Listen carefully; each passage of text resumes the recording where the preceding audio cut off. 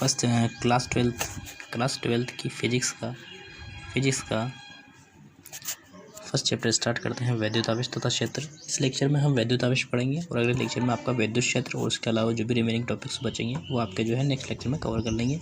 इस प्रकार हम 2 लेक्चर में आपका जो है पूरा फिजिक्स का फर्स्ट चैप्टर कवर कर लेंगे। ठीक है, स्टार्ट करते हैं। तो सबसे पहले समझते हैं वैद्युतिकी जो होती है आपकी 2 तरीके की होती है। एक स्थिर वैद्युतिकी होती है, गतिज वैद्युतिकी होती है। स्थिर वैद्युतिकी को हम जो है इलेक्ट्रोस्टैटिक्स बोलते हैं और गतिज वैद्युतिकी को हम क्या बोलते हैं, इलेक्ट्रोडायनेमिक्स। इसमें मोशन चेंज होता है। इलेक्ट्रिसिटी जो फ्लो करती है आपकी घरों में तो वो आपकी गतिज वैद्युतिकी में आती है। वहीं कहीं भी अपन इलेक्ट्रिसिटी को स्टोर करके रखते हैं तो आपका स्थिर वैद्युतिकी की बात है।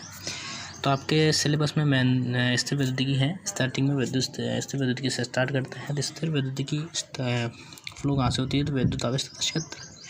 ठीक है, वैद्युत आवेश जो होते हैं, आवेश क्या होता है, आवेश एक छोटी से छोटी क्वांटिटी होती है। जैसे मास होता है आपका, मास की तरह ही जो है आवेश होता है। जैसे मास किसी के ऊपर डिपेंड नहीं होता है, ऐसे ही आवेश किसी के ऊपर डिपेंड नहीं होता है। आवेश जो होता है आपका एक इंट्रिंसिक प्रॉपर्टी होता है, मतलब इंडिपेंडेंट होता है, मतलब किसी के ऊपर डिपेंड नहीं होता है। इसको हम आवेश को हम किसी इससे छोटी यूनिट में बांट नहीं सकते हैं। ठीक है, जैसा कि दिया गया है एक राशि होती है जिसे वैद्युत आवेश कहते हैं और ये केवल 2 प्रकार की हो सकती है। कि वैद्युत आवेश कहलाने वाली राशि केवल 2 प्रकार की होती है। हम कहते हैं कि ये 2 प्रकार की कौन कौन सी होती है, एक तो पॉजिटिव वाली होती है, एक तो होती है आपकी पॉजिटिव वाली, एक होती है आपकी नेगेटिव वाली। ठीक है, ये आगे हम डिस्कस करेंगे अभी। तो कि प्लास्टिक, कांच की छड़, रेशम, ससुर, सरकंडे की गोलियां आदि पिंड विद्युत में होते हैं और रगड़ने पर ये विद्युत आवेश अर्जित करते हैं। किसी भी चीज़ को रगड़ेंगे तो हम पढ़ेंगे वो चार्ज, किसी भी बॉडी को चार्जिंग करते हैं तो कितने तरीके से चार्जिंग करते हैं वो आगे पढ़ेंगे। सजाती किए गए। ठीक है, आगे बढ़ते हैं। ये भी कोई खास नहीं है, मैं आगे बढ़ा दूँगा आपको। तो आवेश कितने तरीके के होते हैं, एक तो पॉजिटिव आवेश होता है, एक नेगेटिव होता है। पॉजिटिव आवेश क्या होता है, पॉजिटिव आवेश जो होता है उसमें इलेक्ट्रॉन की कमी होती है, इलेक्ट्रॉन की कमी होती है इसमें। और नेगेटिव आवेश जो होता है आपका नेगेटिव वाला, उसमें इलेक्ट्रॉनों की अधिकता होती है।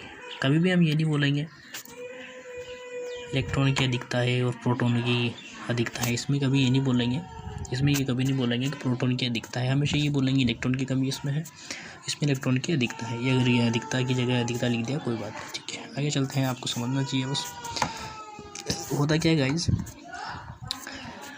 आपने आवेश समझ लिया, आवेश कितना तरीके के होते हैं, तो पॉजिटिव होता है कि नेगेटिव होता है। ठीक है, आवेश का अगर आप वो लिखना चाहो, कोई भी बॉडी होती है, सबसे पहले समझते हैं। जैसे आपके कोई बॉडी होती है वो न्यूट्रल होती है, हमेशा न्यूट्रल होती है। तो क्या होता है उसके नाभिक में, ये नाभिक होता है, नाभिक बोलते हैं इसे हिंदी में नाभिक बोलते हैं और आपका इंग्लिश में न्यूक्लियस बोलते हैं। तो नाभिक में आपका प्रोटॉन न्यूट्रॉन दोनों होता है। कोई भी बॉडी होती है तो उसमें प्रोटॉन और इलेक्ट्रॉन दोनों की संख्या समान होती है, तब जाके वो न्यूट्रल होती है, मतलब उदासीन होती है। ठीक है, तो आपका जो नाभिक में होता है, मतलब सेंटर में न्यूक्लियस में जो होता है वो हमेशा प्रोटॉन होता है, न्यूट्रॉन होता है। उसके चारों ओर चक्कर लगाते हैं इलेक्ट्रॉन। ठीक है, आगे बढ़ते हैं। एटॉमिक स्ट्रक्चर होता है किसी भी बॉडी का। ठीक है, आगे चलते हैं। चालक और विद्युत हम आगे पढ़ेंगे अभी। ठीक है, किसी भी बॉडी को चार्ज करते हैं हम, चार्ज करेंगे तभी तो आपकी इलेक्ट्रिसिटी फ्लो होगी उसमें। ठीक है, तो घर्षण द्वारा हम किसी भी विभिन्न पदार्थों का विद्युतीकरण या आवेशीकरण संभव कर सकते हैं। और उसमें आपके आवेश कितने हो गए, एक धन आवेश हो गया, एक ऋण आवेश हो गया। ऋण आवेश को हम नेगेटिव बोलते हैं, धन आवेश को हम पॉजिटिव बोलते हैं। ठीक है, अब विद्युत आवेश की बात है तो घर्षण विद्युत आवेश जो होता है, मतलब चार्जिंग को हम आवेशित करते हैं, आवेशीकरण जो अगर करते हैं चार्जिंग का तो 3 तरीके से करते हैं। एक तो आपका फ्रिक्शन हो गया, फ्रिक्शन को बोलते हैं हम घर्षण। एक तो घर्षण द्वारा हो गया, एक कंडक्शन द्वारा हो गया, मतलब चालक द्वारा हो गया, एक थर्ड हो गया आपका इंडक्शन द्वारा, मतलब तो इसको हम पढ़ेंगे। सबसे पहले चार्जिंग बाय फ्रिक्शन की बात करेंगे। तो चार्जिंग बाय फ्रिक्शन की बात करेंगे तो इसमें क्या होती है, किसी की 2 बॉडी होती है। जैसे आपकी एक बॉडी ये होगी और एक बॉडी ये होगी। तो एक बॉडी ये होगी, अगर इसमें इलेक्ट्रॉन चार्जेस ज़्यादा है, इसमें इलेक्ट्रॉन चार्जेस कम है, तो दोनों को रगड़ेंगे तो इससे इलेक्ट्रॉन इसमें ट्रांसफ़र हो जाएंगे, यही तो है। जहाँ तक इक्वली डिस्ट्रीब्यूटेड होगा फ्रिक्शन, तो इससे जो है इसमें इलेक्ट्रॉन ट्रांसफ़र हो जाएंगे, इसमें इलेक्ट्रॉन ट्रांसफ़र तो इलेक्ट्रिसिटी फ्लो होगी, ये होता है। अब होता क्या है इसमें, एक टेबल मैं आपको एक टेबल बता रहा हूँ, वो आप नोट कर लेना। किसी भी ग्लास रोड को सिल्क क्लॉथ से, वुलन क्लॉथ को एबोनोड से या अंबर से या रबर से, वुलन क्लॉथ को प्लास्टिक से, वुलन कारपेट को रबर शूज़ से, नाइलॉन को क्लॉथ से और डाई हेयर को कॉटन से। बचपन में जैसे हम कंघी को या किसी कांच की छड़ को ऐसे ले जाते थे, कागज़ से जैसे खींचता था तो वही तो है आपका, बाल से रगड़ा उसको तो कांच के ऊपर जो है ऋणावेश आ गया। अब ऋणावेश आ गया तो कांच को कागज़ को ऐसे खींच लेता है, जैसे तेल लग जाता है कुछ भी। जैसे हम गुब्बारे चिपकाते हैं तो फ्रिक्शन हो गया, चार्जिंग में फ्रिक्शन। ठीक है, आगे चलते हैं। एक होता है आपका प्रेरणा द्वारा, तो इंडक्शन द्वारा, ये भी आगे पढ़ेंगे। अभी डायग्राम्स बना रखे हैं मैंने। सेकंड होता है कंडक्शन द्वारा, चालन द्वारा किसी भी बॉडी को आवेशित करना। चालन द्वारा किसी भी बॉडी को आवेशित कैसे करेंगे? जैसे आपने दो बॉडी ली है, फर्स्ट बॉडी है, सेकंड बॉडी है। फर्स्ट बॉडी जो है आपकी, इसमें इलेक्ट्रॉन ज़्यादा है, और ये सेकंड बॉडी है आपकी, इसमें इलेक्ट्रॉन कम है या बिल्कुल न्यूट्रल है, ये भी बोल सकते हो आप। या तो इसमें इलेक्ट्रॉन कम है या बिल्कुल न्यूट्रल है। ठीक है, अब न्यूट्रल है तो जब हम कंडक्शन में क्या होता है, तो दोनों बॉडी को एकदम पास में ले जाके कांटेक्ट करवाते हैं, तो ऑटोमेटिकली अगर इसमें इलेक्ट्रॉन कम है, इसमें अगर इलेक्ट्रॉन की कमी है और इसमें इलेक्ट्रॉन की अधिकता है, तो जिसमें अधिकता होती है उससे इलेक्ट्रॉन इसमें ट्रांसफर होने लग जाता है। जिससे अधिकता होती है इसमें इलेक्ट्रॉन ट्रांसफर होने लग जाता है। अब जैसे ट्रांसफर होने लगे, ट्रांसफ़र कब तो होगा जब इक्वली डिस्ट्रीब्यूटेड नहीं हो जाएगा। जिससे ही दोनों में बराबर आपका ऋणावेश हुए, इलेक्ट्रॉन्स हुए, ऑटोमेटिकली वो आपका कंडक्शन बंद हो जाएगा और दोनों बॉडी को हम अलग अलग कर देंगे। ठीक है भाई, सबसे पहले ज़्यादा इलेक्ट्रॉन वाली बॉडी को कम इलेक्ट्रॉन वाली बॉडी के पास में ले जाएंगे। अब कम इलेक्ट्रॉन हम न्यूट्रल बॉडी भी ले सकते हैं, लेकिन ये वाली इलेक्ट्रॉन बॉडी जो है आवेशित बॉडी लेते हैं जिसमें इलेक्ट्रॉन ज़्यादा होते हैं। ठीक है, जब ये पॉजिटिव वाली बॉडी भी ले सकते हैं, लेकिन न्यूट्रल भी ले सकते हैं, कोई भी दिक्कत नहीं है। लेकिन न्यूट्रल वाली बॉडी जो लेंगे, ये दोनों कहाँ तक आवेशित होंगे? जहाँ तक ही आवेशित होंगे, जहाँ तक कि जैसे हम पाइप से पानी जो है, दो टंकी है ठीक हमारे पास में, जैसे आपकी एक टंकी तो ये होगी, अब एक टंकी ये होगी। अब जैसे हम इसका पाइप लगा देते हैं, यहाँ पाइप लगाएंगे तो दोनों में पानी कहाँ तक ट्रांसफ़र होगा? जब तक कि दोनों का लेवल आ जाएगा। भाई अगर ये खाली टंकी है मान लो, और ये पूरी भरी हुई टंकी है, तो पानी ट्रांसफ़र कब तक होगा? जब तक कि दोनों का लेवल बराबर आ जाएगा। तो दोनों का लेवल बराबर हुआ, तो यही कॉन्सेप्ट जो है आपके कंडक्शन में होता है। कंडक्शन में यही कॉन्सेप्ट, तो इंडक्शन की बात आती है तो जैसा का प्रेरण तो आपने देखा था अभी, प्रेरण द्वारा आवेशन जो देखा था वो इंडक्शन को जो हम हिंदी में प्रेरण ही बोलते हैं। ठीक है, अब इंडक्शन की बात आती है तो इंडक्शन में क्या करेंगे हम? इंडक्शन में इसको जो है दूर से, इसमें एकदम बॉडी कॉन्टेक्ट में ले जाएंगे। जैसे आपकी ये बॉडी होगी, आपकी ये एक बॉडी होगी, कौन सी बॉडी? ये होगी न्यूट्रल बॉडी। ठीक है, ये होगी न्यूट्रल बॉडी, और ये वाली बॉडी जो है ये ऋणावेशित वाली बॉडी ले जाएंगे। अब न्यूट्रल बॉडी में हमेशा मैंने बताया था आपको भी, जैसे कि न्यूट्रल बॉडी में पॉजिटिव और नेगेटिव, मतलब धनावेश और ऋणावेश दोनों बराबर होते हैं। ठीक है, अब धनावेश और ऋणावेश दोनों बराबर होते हैं, लेकिन वो इक्वली डिस्ट्रीब्यूटेड होते हैं पूरे इसमें। जैसे आपकी ये बॉडी है न्यूट्रल बॉडी, मतलब उदासीन बॉडी, जिसमें इलेक्ट्रॉन न्यूट्रॉन दोनों बराबर है, प्रोटॉन दोनों बराबर हैं। तो ऐसे वो सब, मतलब ऐसा नहीं है कि ये प्लस प्लस प्लस एक साइड में होंगे, नहीं, वो पूरे जो है इसमें प्लस माइनस और सब जो है डिस्ट्रीब्यूटेड होंगे, कोई दिक्कत नहीं है। तो ऐसे हम क्या करते हैं, एक न्यूट्रल बॉडी लेते हैं। एक न्यूट्रल बॉडी लेंगे तो न्यूट्रल बॉडी, जैसे हमने न्यूट्रल बॉडी ली और इधर एक ऋणावेशित वाली बॉडी ले, इसको कॉन्टैक्ट में नहीं करना है, इसको कॉन्टैक्ट में नहीं करना है। अब इसको कॉन्टैक्ट में नहीं करना है तो क्या करेंगे, इसको बस केवल पास ले जाएंगे। और जैसे मैं इसको नेगेटिव को पास ले जाऊँगा, मैंने जैसे भी आपको बताया था और नहीं बताया था, तो मैं आपको एक चीज़ बता रहा हूँ, वो क्या है, जैसे हम ये नेगेटिव है आपका, और ये अगर पॉजिटिव है, अगर ये जैसे ये नेगेटिव है और ये पॉजिटिव है, अगर मैं नेगेटिव चार्जर के पास में पॉजिटिव चार्जर ले जाऊँगा, अगर नेगेटिव चार्जर के पास में अगर पॉजिटिव चार्जर ले जाऊँगा तो ये एक अट्रैक्शन फोर्स, एक आकर्षण फोर्स काम करेगा। वहीं अगर एक नेगेटिव चार्ज के पास में नेगेटिव चार्ज ले जाऊँगा, अगर नेगेटिव के पास में नेगेटिव चार्ज ले जाऊँगा तो इसे प्रतिकर्षण करेगा। जैसे आपने बचपन में देखा होगा, दो चुंबक रहती थी आपके पास में, अगर उस सेम डायरेक्शन वाला रहता, उसमें जो उत्तर दक्षिण होता था, अगर उत्तर वाले की तरफ जैसे वो आपके चुंबक जो तोड़ते थे आप, उसमें पूरी पहले गोले रहती थी, वो उसको दो भाग में डिवाइड कर लेते थे आप, तो ऐसे चुंबक हो जाती वो। अब अगर इस वाले भाग की तरफ इस वाले भाग को ले जाते तो ये प्रतिकर्षण कर देता, मतलब ये वाला पोल और ये, अगर इसको दोनों को पास ले जाते थे तो ये प्रतिकर्षण कर देता। वहीं अगर आप ऐसे और इसके पास में अगर ये वाला ले जाते तो ये आकर्षण करता था, तो ऐसे ही होता है। जब माइनस को माइनस के पास ले जाओगे तो प्रतिकर्षण करेगा, और माइनस को प्लस के साथ ले जाओगे तो वो आकर्षण करेगा। ऐसे ही प्लस को अगर माइनस के साथ ले जाओगे तो आकर्षण करेगा, प्लस को अगर प्लस के साथ ले जाओगे तो प्रतिकर्षण करेगा।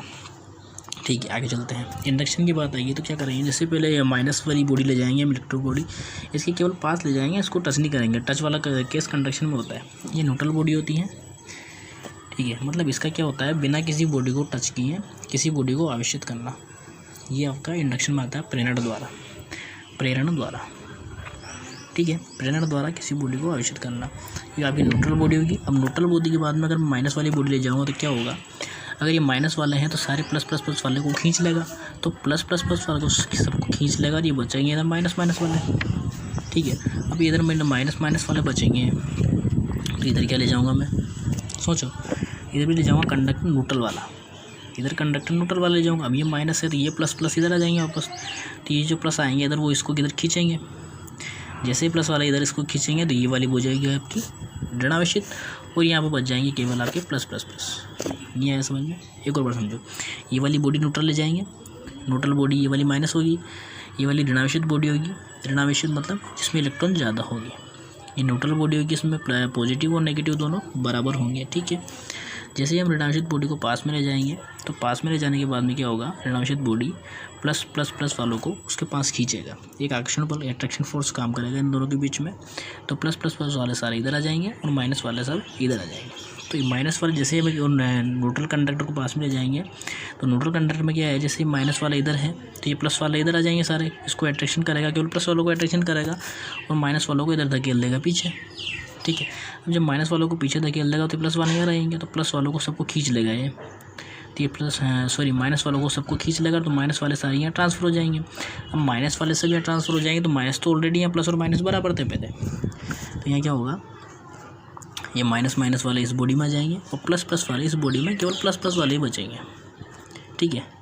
तो ये हो जाएगी आपकी पॉजिटिव आयन वाली बॉडी और ये हो जाएगी आवेशित बॉडी, मतलब इसको कहते हैं हम बिना किसी बॉडी को कंडक्ट किए। एक और होता है इसका तरीका बॉडी को इलेक्ट्रीफाई करना, अच्छा आवेशित करना।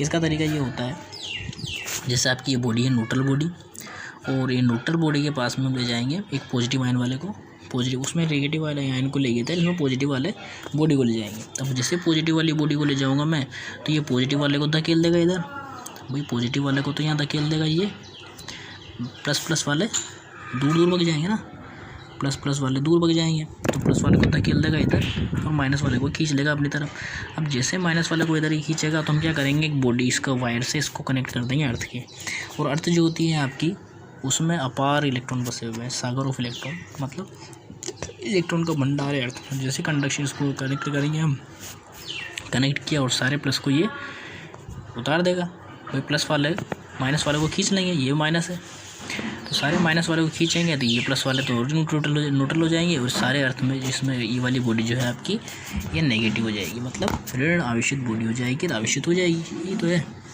तो यहाँ से आपकी इलेक्ट्रिसिटी फ्लो हो सकती है, ठीक। तो ये तो पढ़ लिया हमने charging of body. Charging of body के बाद में प्रॉपर्टीज ऑफ इलेक्ट्रिक चार्ज पढ़ेंगे हम, मतलब विद्युत आवेश के मूल गुण।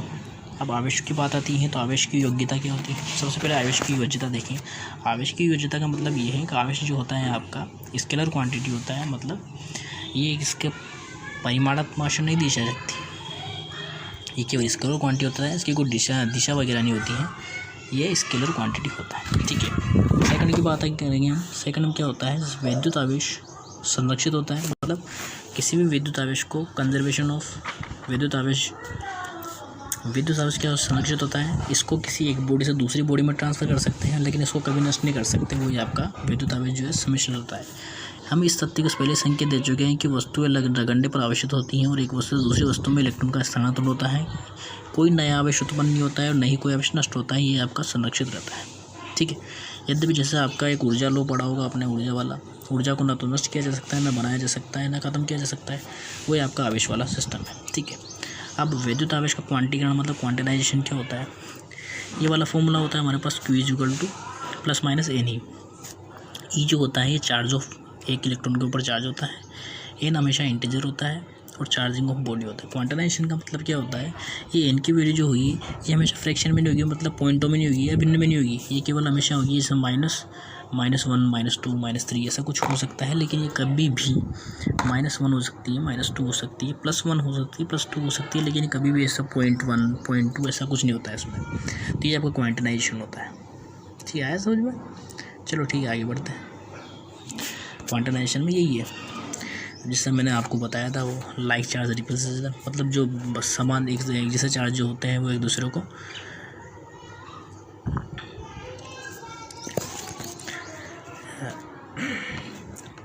ये हो गया थोड़ा गलत, ये अट्रैक्शन होता है और माइनस वाले दूर हो जाएंगे, ये आपका, ठीक है।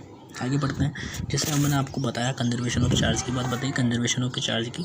ये आपका एक डिब्बा लिया मैंने, ये डिब्बा लिया, इसमें 2 कूलाम 3 कूलाम और एक माइनस का 1 कूलाम है। अब इस डिब्बे को मैं जोर से हिलाऊंगा, जोर से हिलाऊंगा, जोर से हिलाऊंगा, जोर से हिलाऊंगा, जोर से हिलाऊंगा। तो डिब्बे को जोर से हिलाने के बाद में क्या होगा, एक -3 कूलाम का यहाँ आवेश आएगा, एक +2 कूलाम का यहाँ आवेश आएगा। यहाँ कितने कूलाम का आवेश आएगा सोचो, फिर बताता हूँ मैं भी। मैंने बताया था अभी जैसा आपको कंजर्वेशन होता है तो क्या करेंगे हम, इस वाली बॉडी के सारे आवेश बराबर इस वाली बॉडी के सारे आवेश, ठीक है। तो ये हो गया 2 कूलाम +3 कूलाम -1 कूलाम बराबर -3 कूलाम +2 कूलाम और ये प्लस क्वेश्चन मार्क, सॉरी ये हो गया x, मान लो इसको x कूलाम, ठीक है। तो आपका 2 से 2 कैंसिल हो गया। अब इस 3 को ये माइनस का है तो इसको तो प्लस का हो जाएगा, तो प्लस का 6 हो जाएगा, 6 और -1 जाएगा तो बस यहाँ जाएगा आपकी इसकी वैल्यू 5। ओके ठीक है, आगे चलते हैं। क्वांटिनाइजेशन वो बताया था मैंने आपको, ठीक है। तो आज उसके बाद में हम जो यूनिट ऑफ चार्ज की बात करते हैं। इलेक्ट्रिक चार्ज की यूनिट की क्या होती है, एक पेज ऐड कर लेता हूँ, मैं उसको बताता हूँ आपको। इलेक्ट्रिक चार्ज की यूनिट होती है आपकी कूलाम, ऐसा यूनिट होती है इसकी इलेक्ट्रिक चार्ज की। कूलाम होती है वो कूलाम बोलते हैं। और एक कूलाम जो होता है चार्ज ऑन इलेक्ट्रॉन, एक कूलाम की वैल्यू होती है आपकी 625 × 10⁻16 इलेक्ट्रॉन्स। ओके, या फिर हमको ऐसे भी बोल सकते हैं, जैसे इसको पॉइंट क्यों ले जाऊँ मैं, 6.25 × 10⁻18। Hello guys, coulomb slow start करते हैं। कूलाम स्लो स्टार्ट करने से पहले मैं आपको एक चीज़ बताना चाहता हूँ कि जैसा कि आपने 11th क्लास में पढ़ा होगा ग्रेविटेशन, गुरुत्वाकर्षण में आपने पढ़ा होगा गुरुत्वाकर्षण बल। तो गुरुत्वाकर्षण बल में क्या होता था, आप दो पिंड लेते थे मास, एक m1 मास का हो गया, एक m2 मास का हो गया, और दोनों के बीच की दूरी को हम मानते थे r। तो यहाँ से आपको गुरुत्वाकर्षण बल क्या निकलता था, g आपका ग्रेविटेशनल कांस्टेंट होता था, जिसकी वैल्यू जो होती 6.67 × 10⁻31 होती थी। और एक m1 मास फर्स्ट वाले का और सेकंड मास का होता था m2, और अपॉन r² होता है। ऐसे ही कूलाम स्लो में होता है। कूलाम स्लो में क्या होता है, 2 आवेश होते हैं, एक आवेश ये होता है, एक आवेश ये होता है। दोनों आवेश के बीच की दूरी होती है r। तो क्या होता है, फर्स्ट फोर्स जो निकलता है यहाँ से वो फोर्स प्रोपोर्शनल होता है Q1 और Q2 के। Q1 ये वाला आवेश मान लेते हैं, Q2 ये वाला आवेश मान लेते हैं। और इन्वर्सली प्रोपोर्शनल होता है 1/r² के। r² दोनों के बीच की दूरी होती है। तो यहाँ से क्या निकलता है, F is proportional to Q1 Q2/r²। और यहाँ से एक कांस्टेंट निकल जाता है, वो आ जाता है आपका F is equal to K Q1 Q2/r²। क्या ये समझते हैं? ये जैसे कि ये दे रखा है, ये 2 बिंदु आवेश Q1 और Q2 r, तो पूरी परिस्थिति ये 2 आवेश होगी Q1 और Q2, 2 आवेश हैं, दोनों के बीच की डिस्टेंस r होगी। तो उनके बीच में एक बल कार्य करेगा जो कि प्रतिकर्षण या आकर्षण कुछ भी हो सकता है। अगर सेम फोर्स हो गए तो प्रतिकर्षण होगा, और अगर अलग अलग चार्जेस हो गए तो आकर्षण होगा। तो दोनों के बीच में बल जो कार्य करता है, तो उन दोनों जो परिणामी है, उन दोनों के गुणनफल के और उनके दूरी के बीच की दूरी के वर्ग के व्युत्क्रमानुपाती होता है 1/r²। तो यहाँ से आपको पता है, मैं जैसे कि आ गया कि यहाँ पे क्रोस्टल स्थिरांक आ गया, के की वैल्यू 9 आएगी, और के इज इक्वल टू होता है 1/4πε0। तो F इज इक्वल टू आ गया आपका 1/4πε0 Q1/Q2/r²। ε0 की वैल्यू जो होती है 8.85 × 10⁻12 कूलाम स्क्वायर पर न्यूटन मीटर स्क्वायर।